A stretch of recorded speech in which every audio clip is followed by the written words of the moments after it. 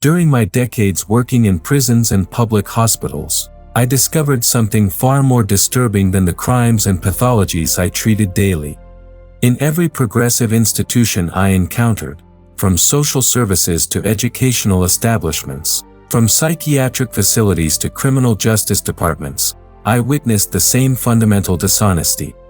The administrators, social workers, educators, and policymakers who shaped these institutions lived by one set of principles while imposing an entirely different set upon those they claimed to serve.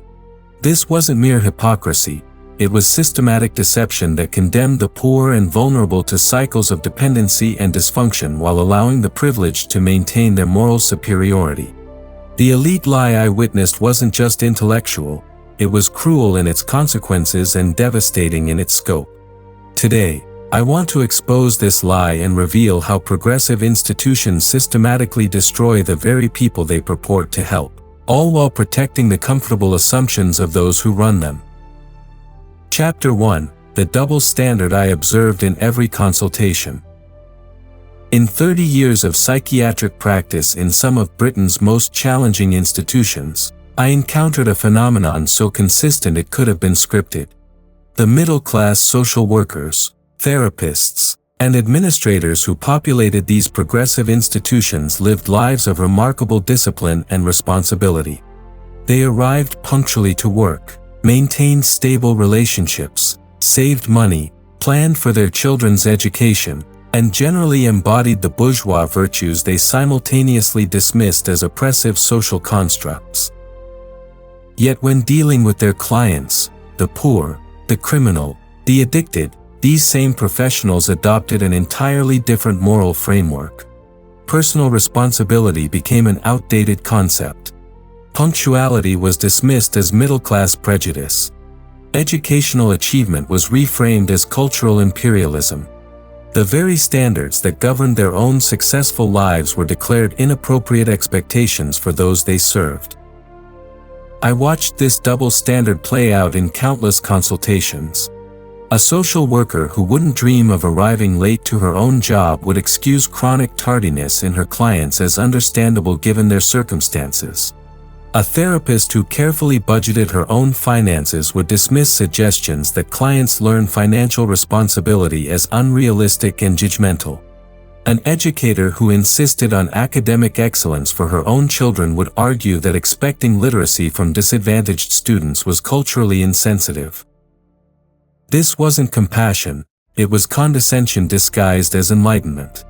By applying different moral standards to different social classes, these professionals effectively declared their clients incapable of meeting the basic expectations of civilized life. They imprisoned the poor in a cage of lowered expectations while congratulating themselves on their sensitivity and understanding. The cruelty of this approach became evident in its results. Clients who internalized these diminished expectations remained trapped in cycles of dysfunction. Those who rejected them and demanded to be held to higher standards often flourished, despite their disadvantaged circumstances. The institution's ideology, not their social conditions, determined their outcomes. Chapter 2: How Cultural Degradation Became Institutional Policy. The transformation of cultural degradation from unfortunate circumstance to deliberate policy represented one of the most disturbing trends I witnessed during my career. Progressive institutions didn't merely tolerate declining standards, they actively promoted them as authentic expressions of diversity and inclusion. What had once been considered social pathology was rebranded as cultural difference deserving of respect and accommodation. In the educational institutions I observed, this manifested as deliberate rejection of academic rigor. Grammar was dismissed as elitist. Spelling standards were abandoned as discriminatory. Literature was replaced with contemporary texts that reflected rather than elevated student experiences. The very idea that education should transmit cultural knowledge and moral wisdom was attacked as oppressive indoctrination.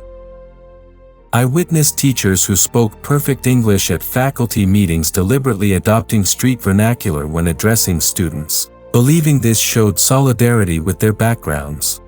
Administrators who valued punctuality and preparation in their professional lives excused chronic tardiness and incomplete assignments as culturally appropriate responses to institutional authority. The psychological impact on students was devastating. Rather than offering them tools for social mobility and cultural enrichment, educators effectively told them their existing knowledge and habits were sufficient. Students internalized the message that intellectual curiosity, disciplined study, and cultural refinement weren't for people like them. This cultural degradation became self-reinforcing. As standards declined, the gap between institutional rhetoric and reality widened. Educators increasingly relied on therapeutic language to explain away failure rather than addressing its underlying causes. Students learned to view themselves as victims of systemic oppression rather than agents capable of self-improvement through effort and discipline. The elite administrators orchestrating these policies sent their own children to private schools that maintained traditional academic standards. They understood intuitively that excellence required discipline, but they systematically denied this understanding to the children most in need of its benefits. Chapter 3: The compassionate policies that created systematic suffering. Nothing prepared me for witnessing how policies designed to express compassion produced systematic cruelty on an industrial scale. In every progressive institution I encountered, the gap between stated intentions and actual outcomes revealed the fundamental dishonesty underlying contemporary social policy. Those who designed and implemented these policies insulated themselves from their consequences while condemning the vulnerable to lives of managed misery. Consider the welfare policies I observed in action. Designed to provide temporary assistance during difficult periods, they instead created permanent dependency that destroyed initiative and self-respect. Social workers genuinely believed they were helping by ensuring clients received maximum benefits, yet they simultaneously undermined every incentive for self-improvement. The system rewarded pathology and punished progress.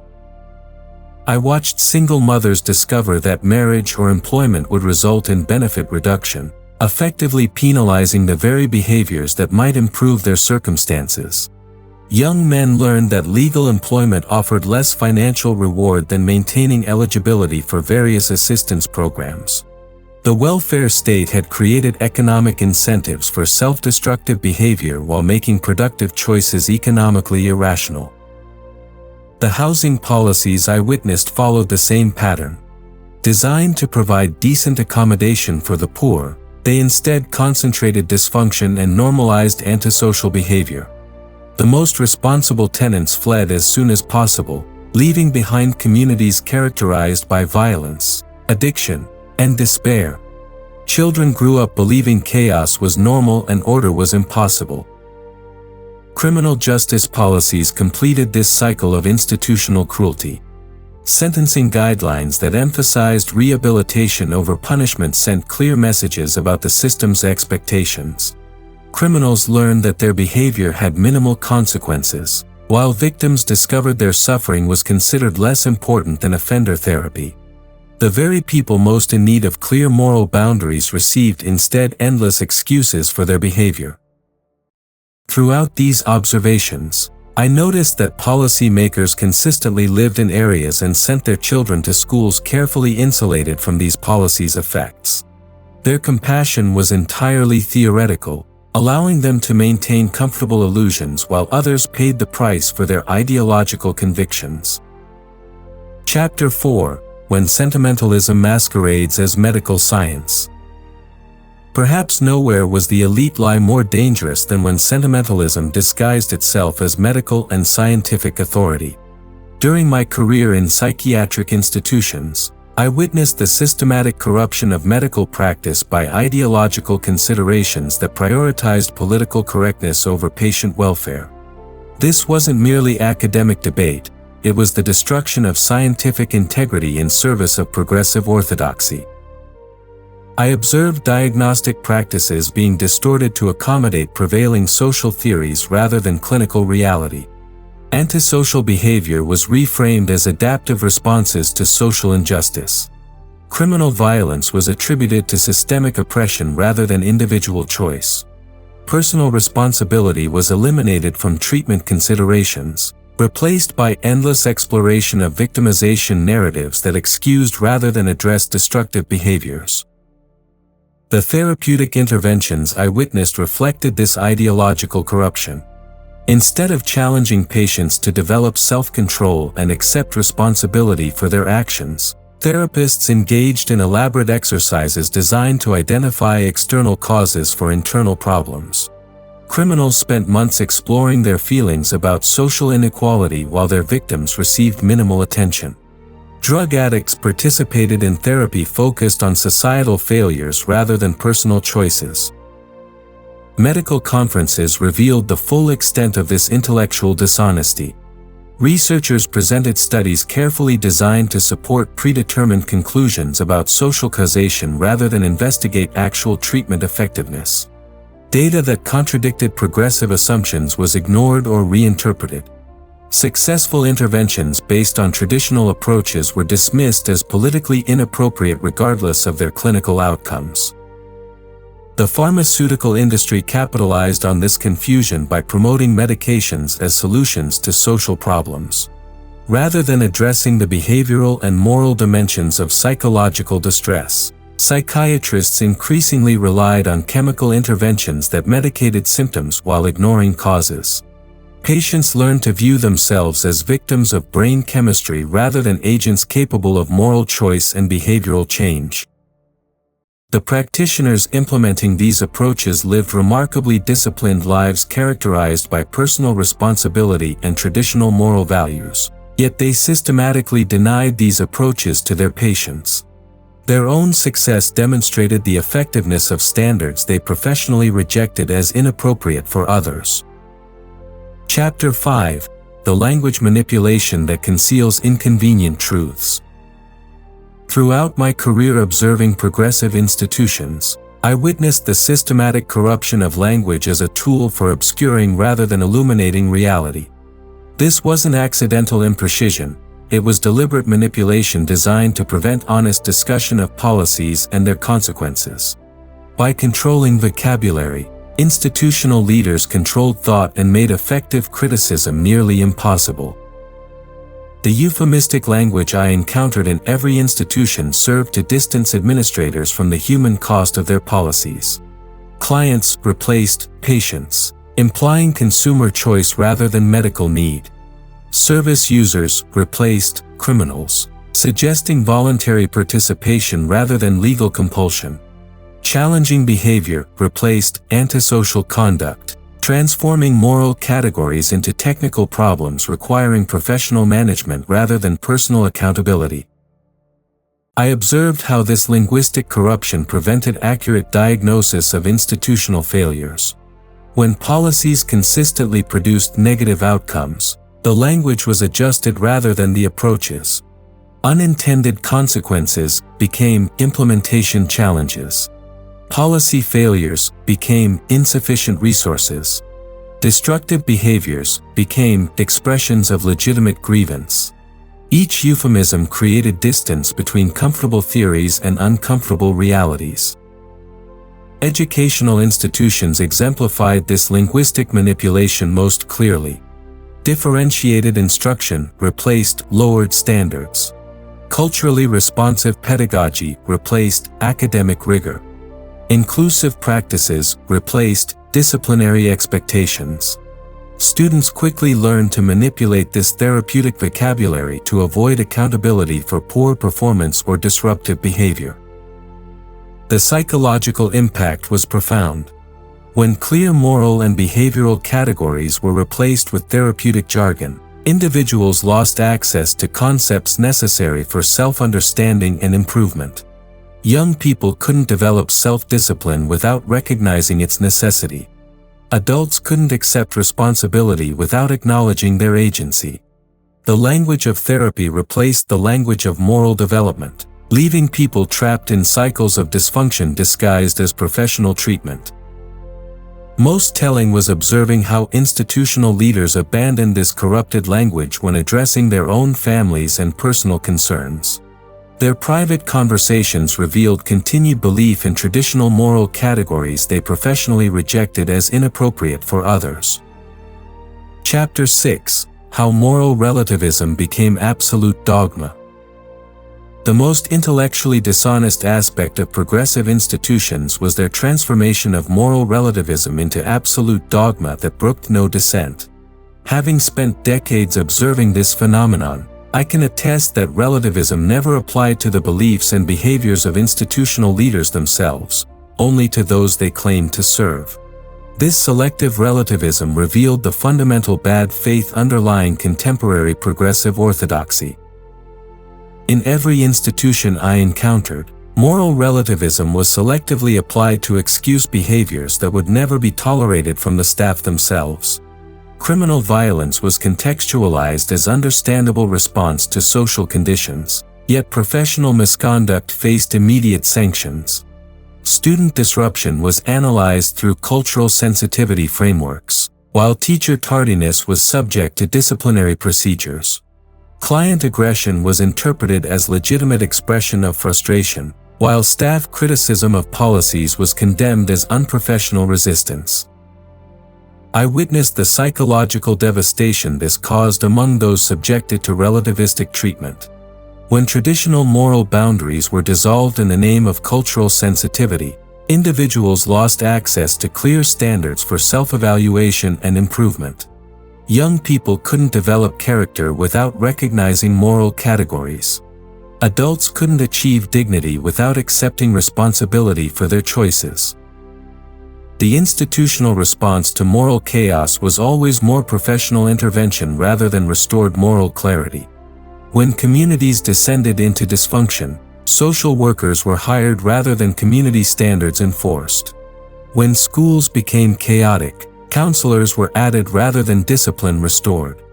When families disintegrated, therapeutic services expanded rather than traditional expectations reinstated. The relativism I observed was never genuinely relativistic. It consistently privileged certain values over others. Traditional moral standards were dismissed as oppressive, while progressive ideologies were promoted as liberation. Religious beliefs were subjected to skeptical analysis, while secular therapeutic frameworks were accepted without question. Cultural practices that emphasized discipline and achievement were criticized as harmful, while those that excused failure were celebrated as authentic. Those who questioned this selective relativism faced professional sanctions that revealed its true authoritarian nature. The ideology that claimed to respect all perspectives systematically silenced those who defended traditional moral frameworks or questioned progressive assumptions. Chapter 7: Restoring Intellectual Honesty as Individual Resistance. After decades of witnessing institutional dishonesty destroy lives while protecting comfortable illusions, I've concluded that meaningful reform must begin with individual intellectual courage rather than systemic change. The elite lie persists because too many people benefit from its continuation, but individuals can choose truth over comfortable deception regardless of institutional pressure. The first step requires acknowledging that progressive policies consistently produce outcomes opposite to their stated intentions. This isn't accidental, it's inevitable when policies are based on false assumptions about human nature and social causation. Individuals must develop immunity to therapeutic language designed to obscure rather than illuminate these failures. Personal responsibility represents the foundation for psychological health and social functioning, despite institutional claims that such expectations are unrealistic or oppressive. Those who maintain high personal standards while helping others achieve similar discipline consistently produce better outcomes than professionals who embrace relativistic approaches. The evidence is overwhelming for those willing to observe it honestly. Intellectual resistance requires rejecting the linguistic manipulation that prevents clear thinking about social problems. When institutional language obscures rather than clarifies, individuals must insist on moral and behavioral categories that accurately describe reality. This means calling antisocial behavior what it is rather than accepting euphemistic alternatives that prevent effective response. Educational choices offer powerful opportunities for resistance. Parents who prioritize academic achievement and moral development over therapeutic intervention typically see superior outcomes regardless of their children's social backgrounds. Communities that maintain traditional standards despite institutional pressure preserve the cultural knowledge necessary for human flourishing. The restoration of traditional institutions like intact families, religious communities, and civic organizations provides practical alternatives to progressive institutional control. These institutions transmit moral wisdom and practical knowledge that enable individuals to resist dependency and dysfunction regardless of surrounding cultural degradation.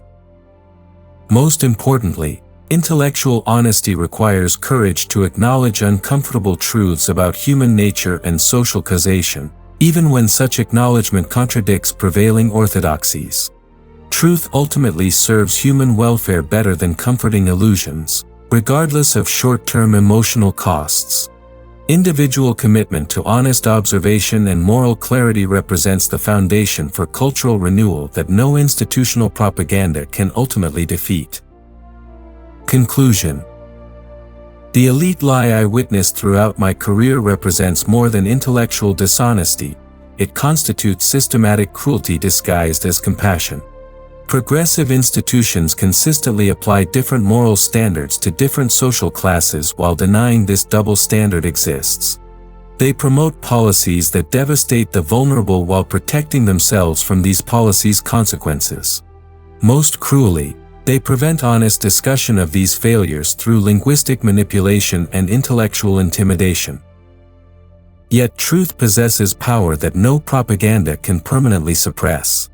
Individuals who choose intellectual honesty over comfortable deception, personal responsibility over therapeutic excuses, and traditional wisdom over progressive fashion consistently achieve better outcomes regardless of their circumstances. The restoration of Western civilization depends not on institutional reform but on individual courage to embrace reality over illusion, even when such choices require abandoning the moral superiority that comes from progressive conformity.